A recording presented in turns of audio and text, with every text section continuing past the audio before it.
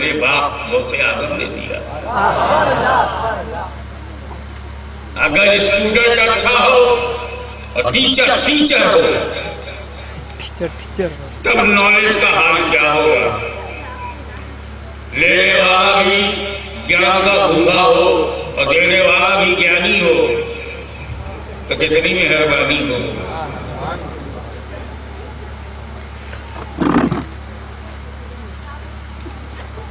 میں نے ایسے اپنے بڑے بھائی سے پوچھا حضرت آج جو لوگ لکھتے ہیں تو کوئی نہ کوئی لفظ ان کا ہلکا ہو جاتا ہے. آپ کی پوری رائٹنگ کا ایک ایک شبد بھاری ہے, تحقیقی ہے. آپ نے ویڈیو کے بارے میں ایک بات کہہ دیا, اس کا صحیح استعمال کئی لوگوں نے مخالفت کیا لیکن 26 سال کے بعد سب نے مان لیا. تو جو بات شیخ الاسلام نے 26 سال پہلے کہی تھی 26 سال بعد مولویوں کی سمجھ میں آئی.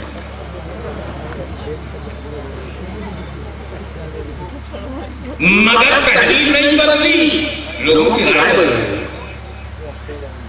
یہ تحقیقی لب و لہجہ ملا کہاں سے بولے حافظ ملت سے میں نے پڑھا.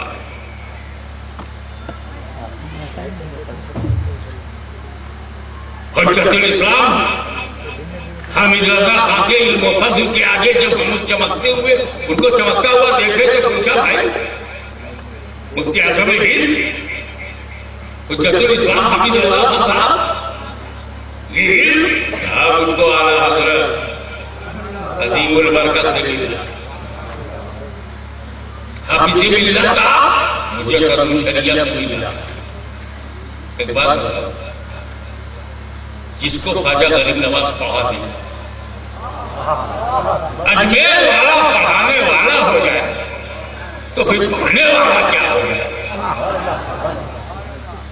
ہم اندازہ نہیں لگا سکتے اس آدمی کے علم کا جسے غریب نواز نے پڑھایا ہے. کیا اندازہ لگا سکتے ہو اس کا جسے غوث اعظم نے پڑھایا ہے. ارے غوث اعظم کا پڑھانا تو بڑی بات ہے.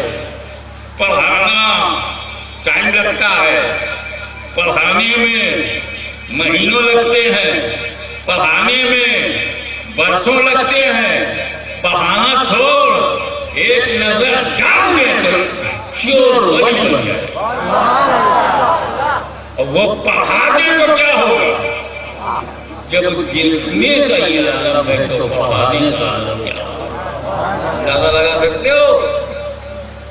اچھا یہ بتا سچے دل سے یہ جو اہل بیت کے عاشقوں کا گاؤں ہے اور ان کا فیضان ہے, مدینے کا فیضان ہے جو سادات کے روپ میں ہم جگہ پھیلا ہوا ہے. ایمانداری جس کو مولا علی پڑھا دے پھر تو وہ خواجہ حسن بصری ہوگا. جسے علی پڑھا دے وہ تو حسن مجتبی ہوگا, شہید کربلا. جس کو میرا نبی پڑھا دے اس کے علم کو پتہ نہیں لگا سکتے تو میں بتانا چاہتا ہوں اعلیٰ حضرت کسی کو پڑھا دے پڑھنے والے کے علم کا ہم اندازہ نہیں لگا پائے. غریب بات پڑھا دے تو پڑھنے والے کے علم کا ہمیں بتا دی. غوث اعظم پڑھا دے, امام اعظم پڑھا دے تو پڑھنے والا امام ابو یوسف ہو جائے, اس کے علم کا اندازہ نہیں. علی پڑھا دے تو پڑھنے والے کے علم کا اندازہ نہیں.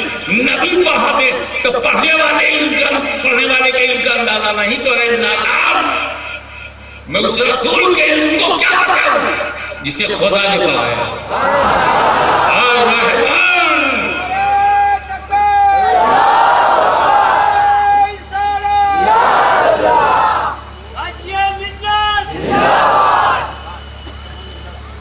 دیکھو اللہ تعالیٰ کے کرم سے میرے نبی نے ہم کو بہت کچھ دیا. جب قرآن دیا تو کہا یہ کرنا نہیں چلے گا. ترکت فیکم الثقلین, I am leaving two weighty things. دو بھاری چیزیں تمہیں دے رہا ہوں. چلو دو بھری کیا قرآن اور اہل بیت.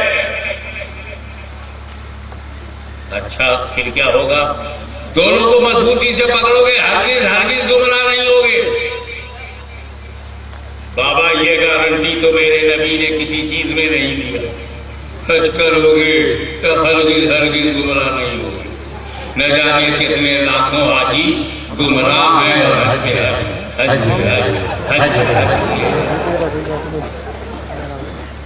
میرے نبی نے یہ گارنٹی نہیں دیا نماز پڑھو گے تو گمراہ نہیں ہوگے. ہمیں نمازی نے مولا علی کو شہید کیا. اب تو نمازی ہیں مگر محروم محبت رسول ہے کہ پوری جماعت بنائے ہوئے ہیں گمراہ.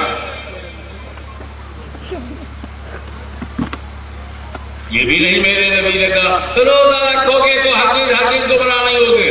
کہا ہے روزہ فرض ہے، زکات دینا فرض ہے صاحب نصاب کو، حج کرنا فرض ہے صاحب استطاعت کو، اور نماز چھوڑی ہی نہیں ہے. At any cost, in any condition, in any circumstances, کہ کبھی بھی کہیں بھی نہیں چھوڑا جا سکتا. قصر ہو جائے کوئی بات نہیں، مس نہ ہونے.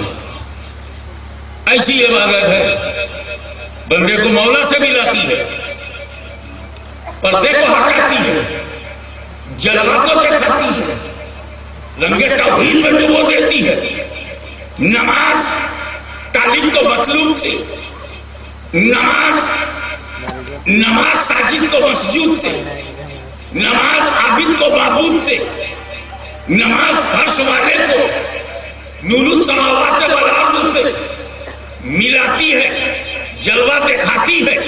ایسی پیاری نماز، ضروری نماز، بہترین نماز، گارنٹی نہیں پڑھو گے تو ہرگز گمراہ نہیں.